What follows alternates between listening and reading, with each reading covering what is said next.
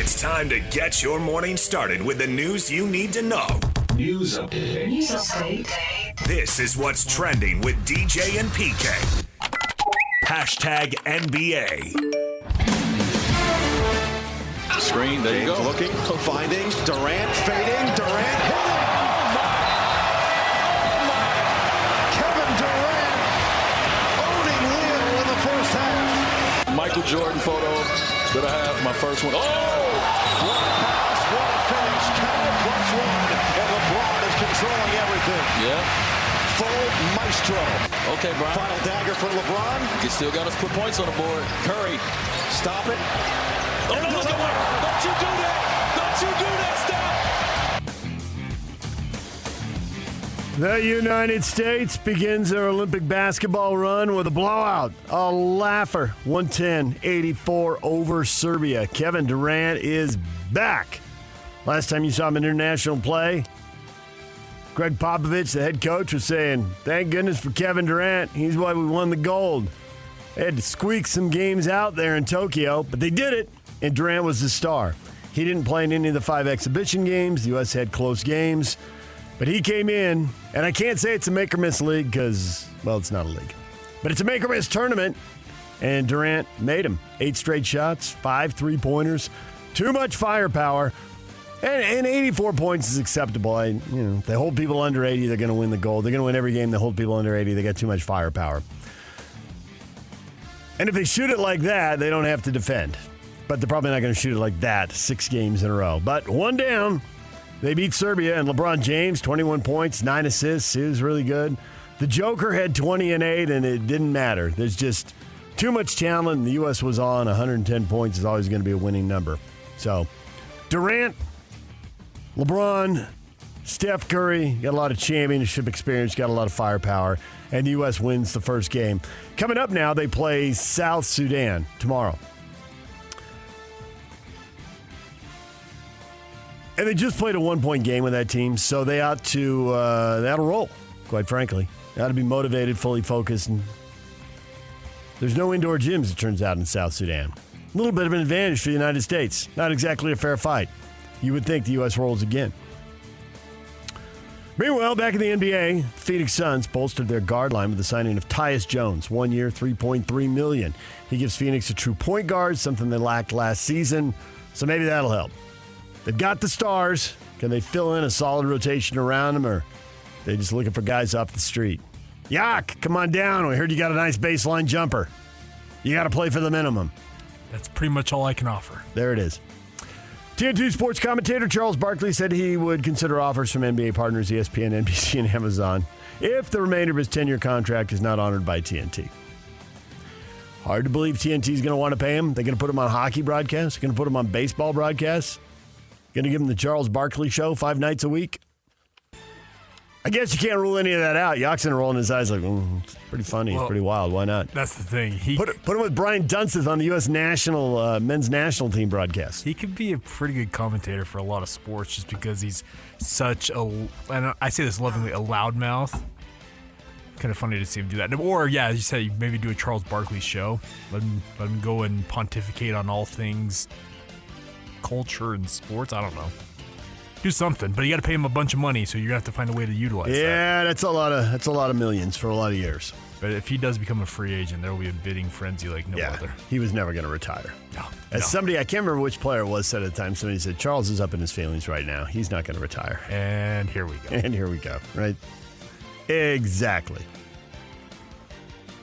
I still can't believe TNT didn't get a 4th national TV package. These local broadcasts aren't worth nearly what they used to be. Well, it sounds like they tried, and essentially the NBA said, yeah, pound sand. Yeah. And TNT wants to match, and NBA, go away. Yeah, exactly. It's like, you guys had your chance, get out. Let the lawsuits begin. I want the depositions. They always settle, and it's always settled. You never get the juicy stuff you want. It never happens. DJ and PK. Hashtag NFL. Whenever you have these big contracts, there's some challenges that we've dealt with that pretty much, for the past, I don't know however many years. So that's part of it, but I would rather be dealing with this challenge than some others. So, that'll be part of it. And it'll be important that we continue to draft well and make good decisions along the way. But, having that position stable and a guy who we know can perform at a high level, I'll take that every day. That's Packers general manager after giving Jordan Love 4 years, $220 million. $155 guaranteed, $75 up front. $75 million burning a hole in his pocket. Well, not quite. He's got to pay taxes and he's got to pay his agent. But he's probably got $35 or $40 million burning a hole in his pocket. Maybe he wants to help the Aggies hire a new football coach. Move him into a new pay. Probably not. And I guess I would rather have that problem. Sign a young quarterback who's coming off a really good half season. Okay, that's the downside. It was just a half season. But the rules are the rules. The timing is the timing. They sat him on the bench. He could neither win nor lose. And he needed, 8 games to figure things out. And then once he was up to speed, Yak, what were the numbers? 21 touchdowns, 1 pick. I believe you are correct. 6-2 record. Playoff win at Dallas, and then entertaining, respectable playoff loss at San Francisco. And you pay the man. And you reposted / requoted a tweet out there of the 5 most recent quarterbacks getting $1.5 billion combined in their new deals with 0 Super Bowl wins among them. But you made the best point available, and that includes Jordan Love in this conversation, is that they draw eyeballs. That's why they're getting this money. They draw eyeballs. They're playoff quarterbers. They might win Super Bowls in the next 5 years. They might, yes. And that's where well, somebody has to, because Brady and Mahomes can't win them all. Exactly. And that's what's been going on. Mahomes has got plans to win them all, but he won't, in theory, win all of them.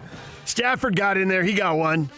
Yeah, but those two have combined to win, I think it's 6 of the last 8 Super Bowls. Yeah, so that's why other guys you're paying for potential on this, don't have Super Bowl titles. Yeah.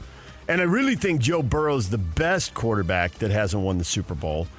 But are they going to mess up? I thought when they didn't pay T. Higgins, it was because they were going to pay Jamar Chase, and you can't pay your quarterbacks and 2 wide receivers and still be good at the line of scrimmage where you have to be, and where certainly they have been challenged on the offensive line of scrimmage with their pass protection. Yeah. And you can't pay them both. But now it sounds like maybe they're getting sideways with Jamar Chase, and I don't understand, because you can pay 1 wide receiver. You need to pay 1 wide receiver. As a matter of fact, you have to pay 1 wide receiver. And that's the dude to pay. Right. I was about to say, if you line up 100 football fans and no one can agree on everything, I think 100 of us would literally agree, pay Jamar Chase. It's not a tough call, but these are the Bengals, and that's why they're nicknamed the Bungles, and Joe Burrow rescued them from themselves. The one thing the Packers GM said in there that's true is you got to continue to draft well, because you can't pay everybody. You have to have good players on rookie contracts, period. You have to. You got to. Ask the Niners. Look at them trying to sign everybody. Ask the Cowboys. Look at them trying to sign everybody. You can't have everybody between 25 and 30. The old Pat Riley line, which applied to the Lakers roster back in the day when Jerry West was making changes that, while right, weren't popular with the fan base. And Pablo Mastroeni resurrects it with what's wrong with the U.S. men's national soccer team, is the exact same rule that applies to the NFL. It's right across the board, and I think it applies to the NBA too. Still today, not just like it did, decades ago. 1/3 of your roster needs to be young. That's how you improve. 1/3 of your roster needs to be in the prime, because those are the guys who win night in, night out, game in and game out. And then 1/3 of your roster needs to be veterans. Coach-guided, player-led. The veteran who stands up in the locker room and says, it's like this. This is what we have to do to get out of this tough spot. This is how we handle this. Or who goes out and makes the big free throws, or makes the big catch, or hits the big home run, or gets the big out, whatever the sport is, scores the big goal. You've been in the pressure before. You know how to handle it. You know pressure is opportunity. Other people are quaking in their shoes. Not you. You go out and get it done because you're a vet and you've been there. Durant wasn't quaking in his shoes. He's a vet. He's been there. He's won a gold medal. He's won 2 NBA titles. He went out and got it done. But you got to keep drafting these young guys because, man, you got to pay these guys. I know the Niners are going to be able to keep everybody together. One day, maybe that'll be the question for the Packers, like it is right now for the Bengals, the Cowboys, and the Niners. San Francisco 49ers quarterback Brock Purdy says he has hopes to reach Tom Brady's level of clutchness. It's having that Tom Brady kind of feeling late in the game. It always felt like Tom was just going to take over and not make it close. I feel like I can get to that. I want to be dominant. Now, here's the kind of thing NFL fans can never, ever agree on. And it's impossible to know. This is the perfect argument. Just like Jamar Chase ought to be the perfect slam dunk. Is it Purdy or is it the players around him? I mean, you got to have players around you. There's no way Mahomes has 3 Super Bowls and 6 straight AFC title games if he hasn't had all this talent and a smart coach and a smart coaching staff around him. And they've signed the right guys, so credit the front office. It takes the organization, as they once argued about in the Bulls front office and the Chicago media. It takes the organization, and Purdy's got it. I mean, he's got a tight end, and maybe Kittle's lost a tip, maybe he slipped, or maybe he just doesn't get enough touches because that wide receiver is good and that running back is good, and that Debo dude over there is he's a jack of all trades. Line him up in the slot, put him out wide, get him in the backfield, whatever it takes. Travis Kelce says between being 35 and now following Taylor Swift on tour as she travels overseas, made it challenging to get himself prepared. Last year was pretty taxing on my body. I've had more snaps than a lot of guys, if not everybody in the NFL over the last 5-6 years, and I'm very prideful of that, but I know it's taking a toll on my body. So it's just making sure that my body's getting that rest and that ability to train harder and be able to withstand an entire 17 to 20 game season. Guy in his mid-30s who's taking a lot of hits. And he had to carry the freight. Now, they've gone out and bolstered their wide receiver corps, so maybe they don't have to lean on him so much. I know the NFL is different, and this mindset hasn't happened, but load management, is it coming? New NFL kickoff rules will permit a 12th player on the field for the kicking team to hold the ball for the kicker if there are windy conditions, but the 12th player cannot participate in the play beyond holding the ball. All right. I can't wait to see what kind of gray area we get in with that. That could create some issues. It could. I was just running off the field. You were in the way. You forced the guy to cut back. I was just trotting off the field. What do you want me to do about it? Why do players want to get their contract extensions done so early? Why do they want to get paid so early? Because Christian Barmore. Who is Christian Barmore, you ask? New England Patriots, defensive tackle. And he's good, and he got paid in April, $92 million contract extension. He's out indefinitely. He's been diagnosed with blood clots over the weekend. You got to get paid when you get paid, because as soon as you can't get paid, you're done, and there's no going back.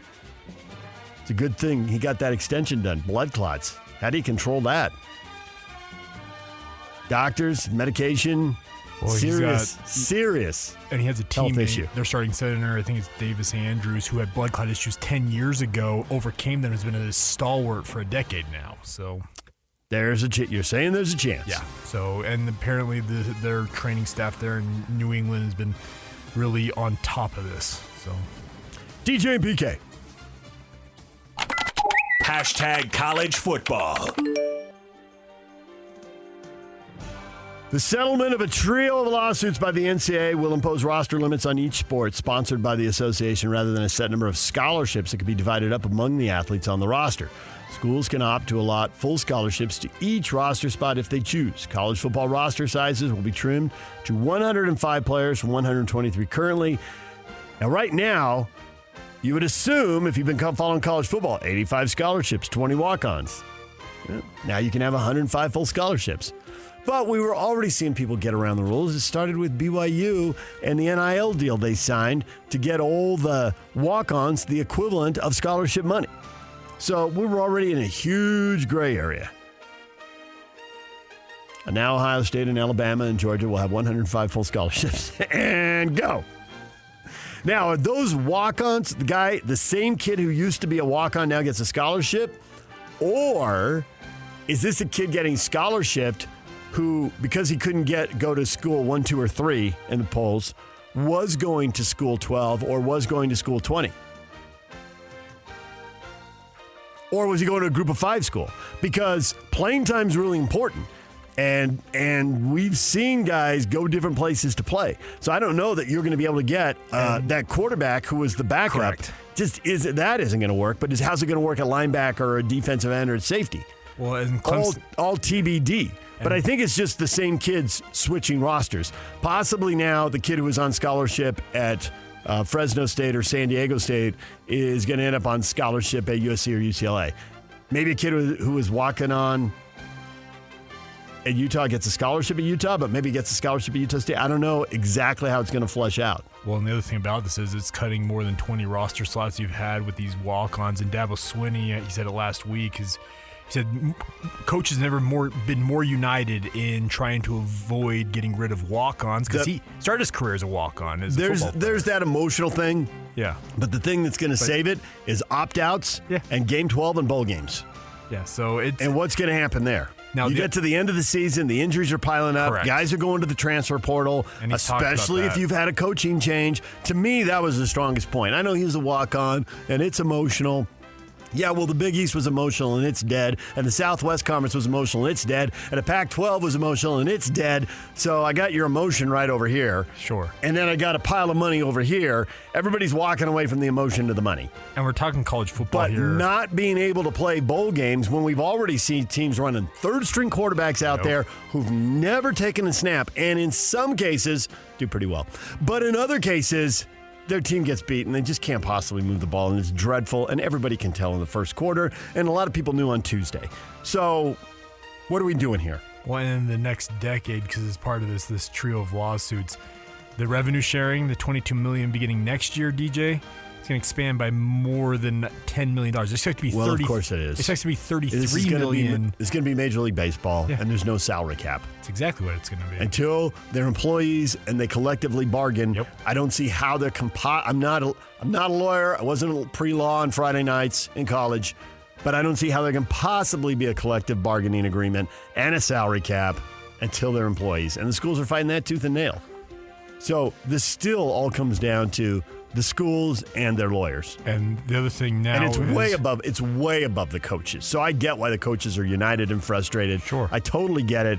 But this, I don't even know if this is ADs. This screams presidents, regents, trustees. Yeah, and the other thing about this is just college football, but every sport now has expanded rosters, which can be offered full-ride scholarships. For example, baseball, which has traditionally had 11.6 scholarships allotted to 35 to 40 guys, now is a 34-man roster, which you could expand and pay full-ride scholarships to all 34 players.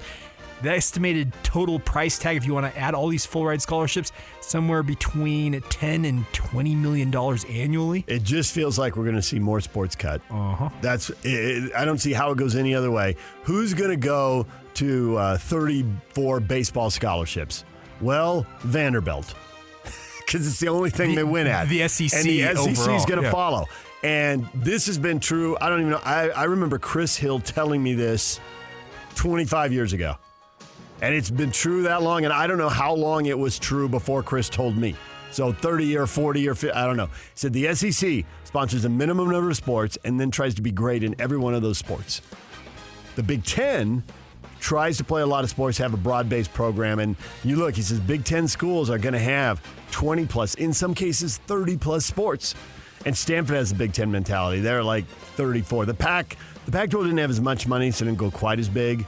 But a lot of the West Coast schools were 20 sports plus, and Stanford was in the mid-30s somewhere.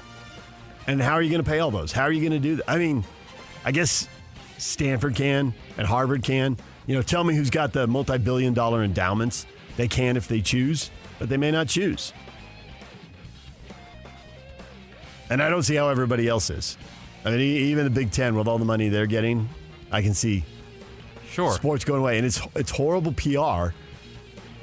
It's horrible. Stanford tried to cut sports. It was horrible PR. They cut the Stanford parents went berserk. It was like 12 different sports they wanted to whack. One of them was wrestling, I remember. And it blew up in their face. Yeah, there was fencing and something else. And it just blew up. The parents went nuts, the players. And it's like, Stanford, you got multi-billions parked away. Yeah. Do it. Play. And they wanted, I mean, at bottom line, I think they wanted those spots for other students, not for athletes. That's what drove Stanford.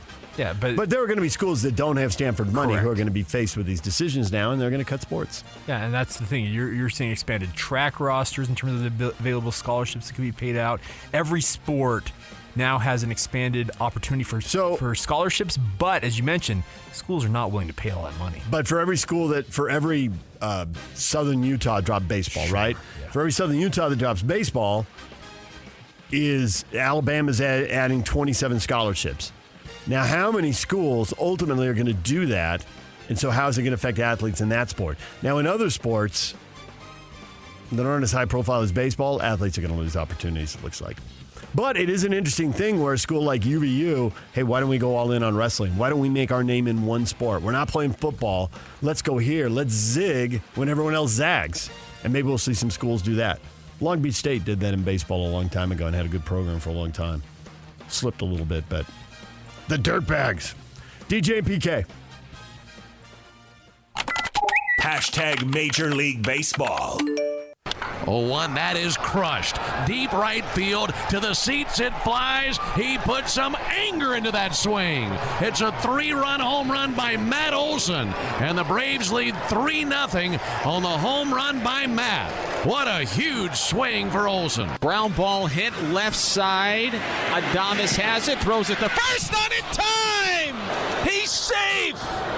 An infield single for Xavier Edwards here in the top of the 9th inning. And he makes franchise history. The second ever cycle in Marlins franchise history. Goldschmidt swings and it's a drive. That goes deep to left field. It's a gunner and a Redbird winner. Paul Goldschmidt walks it off for the Cardinals. Paul Goldschmidt, the walk-off shot. The Cardinals beat the Nationals. 4-4, it says here. Cool. Oops. No, it's just giving you a hard time. Also in there, the Braves beat the Mets 9-2. Isn't baseball better when the ball's in the gap and 2 base runners are running? Isn't that better? It was just all home runs. This is a home run contest. And the Braves hit home runs on Saturday and Sunday. I guess they didn't Thursday and Friday and they lost, but they hit 3 solo homers and won 4-0 Saturday, and they hit a 3-0 homer to go up 3-zip. They hit another solo. They hit a 2.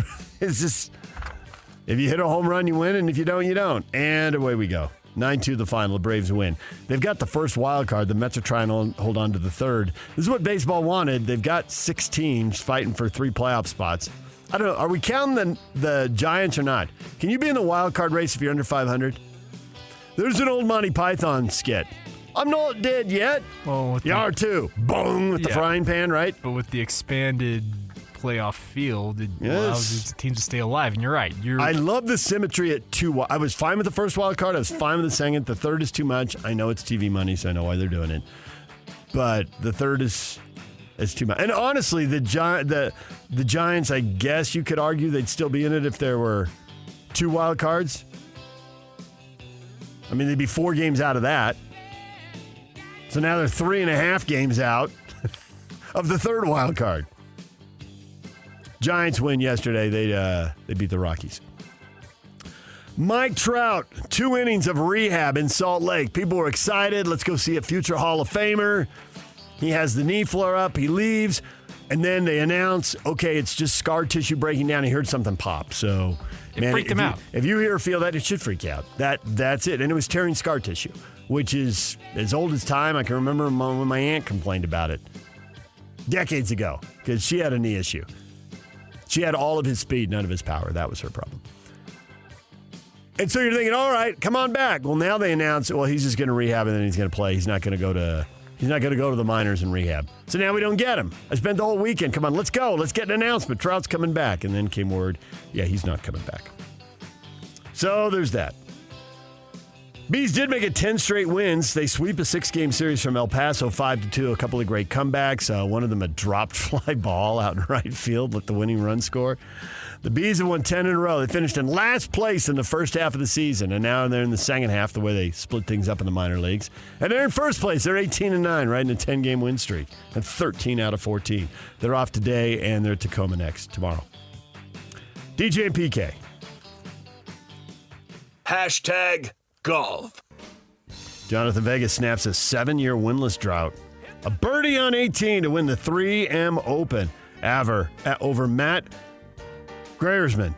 Got down in 2 from like 95 feet or whatever it was. That's 3-putt territory out there, even for pros. Certainly for the rest of us. Matt saying it, Patrick Fishburne, the former BYU golfer, is 13 under. He's tied for 6th. See, that's what I get for pointing out 4-4 and not just glossing over it. That was karma right there. Microphone don't lie. See? That's it. Importantly for Patrick Fishburne, that is a payday. He was 123rd on the money list. Now he's 99. Where you end up on the money list decides whether you get a tour card next year. Well, it also gets you into that postseason. And getting into the playoff where you can make more money. The top 125 make it, so he's pretty much locked himself in. Woo! Big week. He went low Saturday. He had a 8 under 63 Saturday. Moving day, and he got paid. So that is big for his future. Get in the playoff, make more money. Get in the playoff, hold on to your tour card. It was win, win, win, even though he finished 6th. What is trending? Tony Finau, 12th in that. What is trending is brought to you by Shamrock Plumbing. There's no job too big or too small. Get the personal touch with Shamrock Plumbing. All right, Steve Cleveland, former BYU basketball coach, makes his Monday visit at 8 o'clock. We'll talk Olympics with him. Jake Scott dropping by in the 9 o'clock hour. PK's back from vacation tomorrow. The question of the day is next right here on The Zone.